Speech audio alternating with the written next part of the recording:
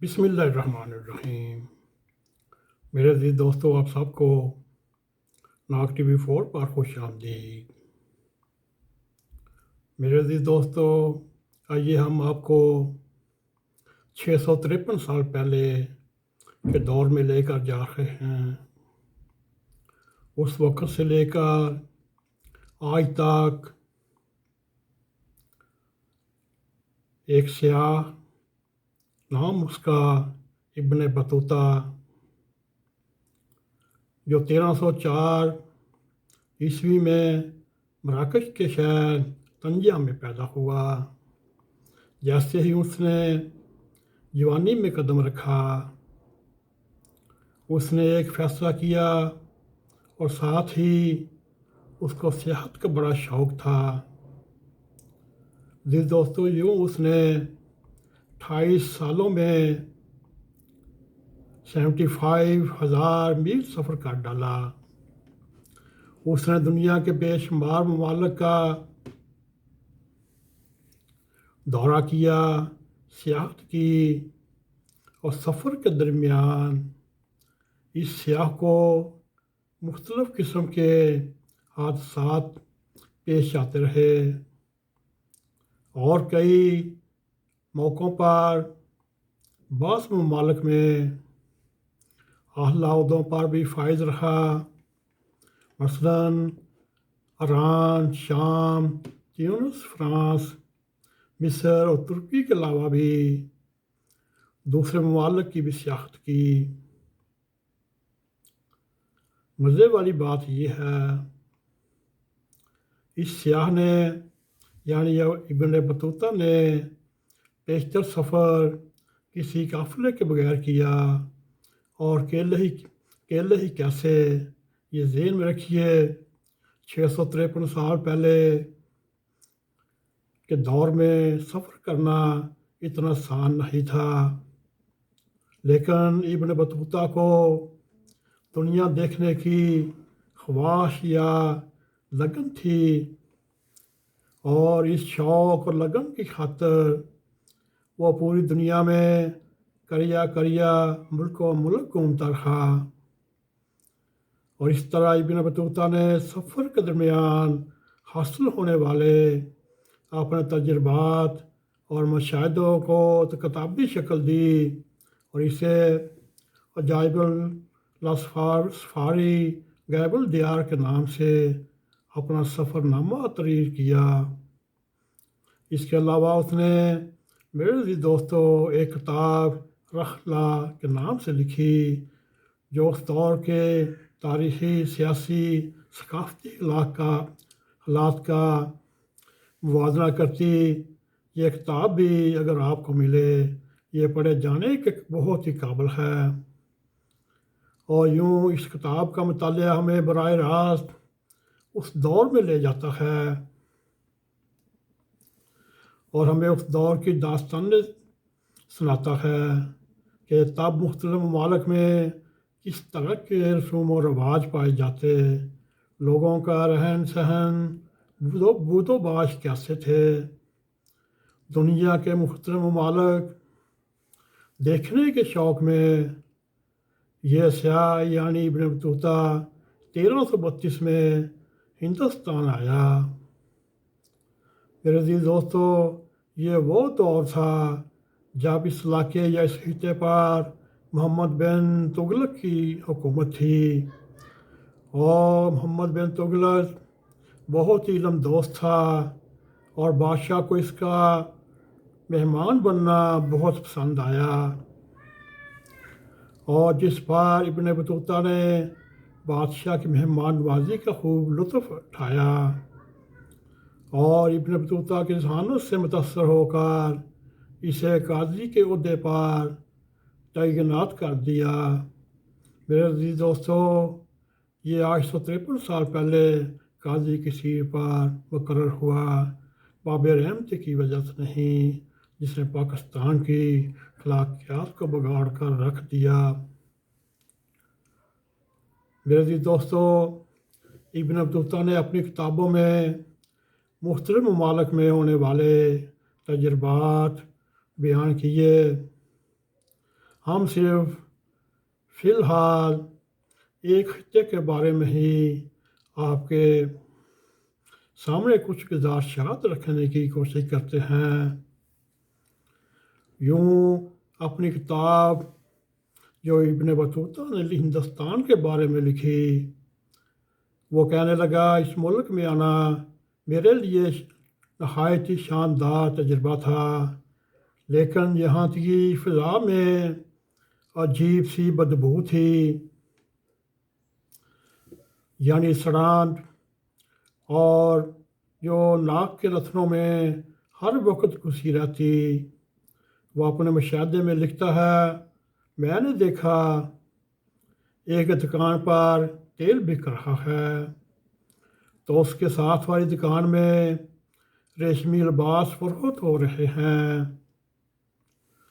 یہ دیکھ کر اور بہت عجیب محسوس ہوتا کہ میں نے یہ کیا دیکھا، اور یہ اس کا بتانے والی ایک اور جو اس نے اپنی کتاب میں لکھا، یعنی یہاں کے لوگ جہاں مرضی کھڑے ہو کر پیشاب کر دیتے اور جہاں جی چاہتا تھوک دیتے، اپنی بلغم نکال کر سڑکوں پر پھیلا دیتے، اور اس دور میں بھی گندگی کے ڈھیر لگ ستم ڈالتے رہے۔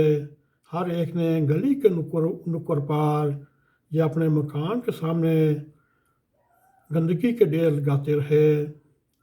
میرے عزیز دوستو، اس عظیم سیاح کو اب اس دنیا سے رخصت ہوئے 653 سال گزر چکے ہیں، مگر میرے عزیز دوستو، یہ جو اس نے اپنے سفر نامہ میں بیان کیا، یہ اس نے 653 سال پہلے لکھا، اور ہندوستان میں رہ کر یہاں کی عادات، معاشرے کا رہنا جلنا اور اس کی رسومات کے بارے میں یہ دنیا میں ایک نمایاں کتاب اپنا مقام رکھتی ہے۔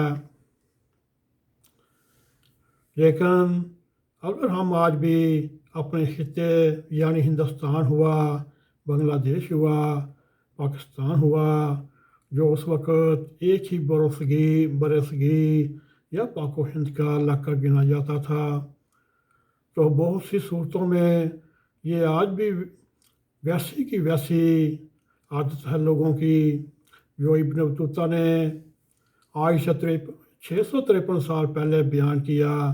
آج بھی اگر ہم اپنے علاقے خطے میں واقع ممالک پاکستان، انڈیا اور بنگلہ دیش کے حالات کا جائزہ لیں، تو ہمیں رہن سہن کے اعتبار سے ہم تین ملکوں میں کوئی زیادہ فرق محسوس نہیں کرتے۔ ایسے محسوس ہوتا ہے جیسے اس علاقے پہ رہنے والے بڑے معاشرے کو اپنا سب سے بڑا دشمن سمجھتے ہیں۔ آپ مشرقی سرحد پار کر کے جب ہندوستان داخل ہوتے ہیں میرے عزیز دوستو، تو آپ کو بھی وہاں جگہ جگہ گندگی کے ڈھیر نظر آئیں گے، اور یہ بھی دیکھیں گے جہاں جی چاہا کوئی کھڑے ہو کر پیشاب کر دیتا ہے۔ ہماری طرح وہاں بھی طول و عرض میں شہر قریہ میں کرپشن کا دورہ دکھائی دے گا۔ وہاں بھی ہر جگہ بے ہنگم ٹریفک نظر آئے گی، اور جس طرح بھی آپ نظر چاہیں ہر جگہ تجاوزات کے ڈھیر نظر آئیں گے۔ ہندوستان سے نکل کر جب بنگلہ دیش میں داخل ہوں میرے عزیز دوستو، صرف آپ کو چند لسانی اور لباس کی تبدیلیوں کے علاوہ ہم اس میں یہی نہیں محسوس کرتے ہم کسی تیسرے ملک داخل ہو چکے ہیں۔ ادھر بھی اس وقت پاکستان کی طرح، انڈیا کی طرح بنگلہ دیش میں بھی بے تحاشا آبادی نے اپنا ادھم مچا رکھا ہے، اور ان تین ملکوں میں وہاں بھی کرپشن اپنے پنجے گاڑی رکھے ہیں۔ انصاف ہو، معاشیت ہو، قانون ہو، اور ایسی ہی دوسری باتوں کو ایک طرف رکھتے ہوئے اگر صرف رہن سہن پر غور کریں تو سب کا حال لگ بھگ ایک جیسا ہے۔ میرے عزیز دوستو، اندازہ لگائیے، یہ سرزمین انتہائی زرخیز علاقے کی ہے، دولت میں یہاں بھی کوئی کمی نہیں۔ جب اس خطے پر اورنگزیب عالمگیر حکومت کر رہا تھا، پوری دنیا میں GDP اس خطے کا بہت بڑا حصہ یعنی 25% کے لگ بھگ تھا۔ اندازہ لگائیے یہاں اس وقت دولت کی کیسی ریل پہل ہوگی، اور اسی لیے غیر ملکی حکمرانوں نے انڈیا کو دیکھ کر ان کی راج ٹپکتی رہتی اور سوچتے کسی طرح یہ خطہ ان کے قبضے میں آ جائے۔ اس خطے نے کتنے ہی بیرونی حملہ آوروں کا سامنا کیا، مگر جب آئے مال و دولت لوٹ کر واپس چلے گئے۔ پھر سب سے آخر میں مغل فیملی آئی، انہیں جہاں ایسا لگا انہوں نے باقاعدہ یہاں اپنی سلطنت کی بنیاد رکھی۔ میرے عزیز دوستو، کیا ہمارے کہنے کا مطلب یہ ہے، کوئی ایسی نعمت نہیں جس سے اللہ تعالیٰ نے اس خطے کو نوازا ہو۔ سب ہونے کے باوجود یہ بات یہ ہے، آج تک ہم معاشرت، سماجی معاشرہ، رہنے سہنے کے ڈھنگ سیکھ نہیں سکے، نہ ہی ہمارے اندر نظم و ضبط پیدا ہو سکا۔ آج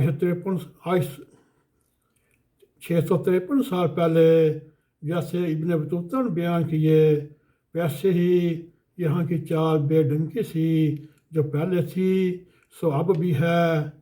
پاکستان، بھارت کی سرحدوں کو پار کر کے جیسے ہی آپ سری لنکا جائیں، مالدیپ جائیں، تو آپ کی آنکھیں یکساں منظر تبدیل ہوتے دیکھ سکتی ہیں۔ سب سے پہلے طبیعت میں جو ناسازی گندگی کی وجہ سے آپ کے چہرے پر تھی، وہ خوشی کی طرف لوٹ جائے گی جو آپ کی روح کو تقسیم پہنچائے گی۔ پھر شاہراہوں پر پیسہ بے ہنگم نظر نہیں آئے گا جس کا مشاہدہ اس وقت آپ پاکستان، انڈیا اور بنگلہ دیش میں دیکھ سکتے ہیں۔ میرے عزیز دوستو، مضمون تو کافی لمبا ہے، ہم دیکھیں گے اگر ایک ایپیسوڈ میں مشکل ہی ہے مکمل ہو، پھر ہم آپ سے اجازت لیتے ہیں۔ میرے عزیز دوستو، آپ کو یہ سفر نامہ پسند آئے اس کو لائک بھی کریں، اس کو شیئر بھی کریں، اور کمنٹ سیکشن میں جا کے اپنا اظہار خیال کرتے ہوئے ناگ TV 4 کو سبسکرائب کریں۔ میرے عزیز دوستو، جاتے جاتے بیل آئیکن کی گھنٹی کو دبائیں تاکہ ہماری تازہ ویڈیو آپ تک پہنچتی رہیں۔ اسی کے ساتھ خاکسار کو السلام علیکم ورحمۃ اللہ وبرکاتہ۔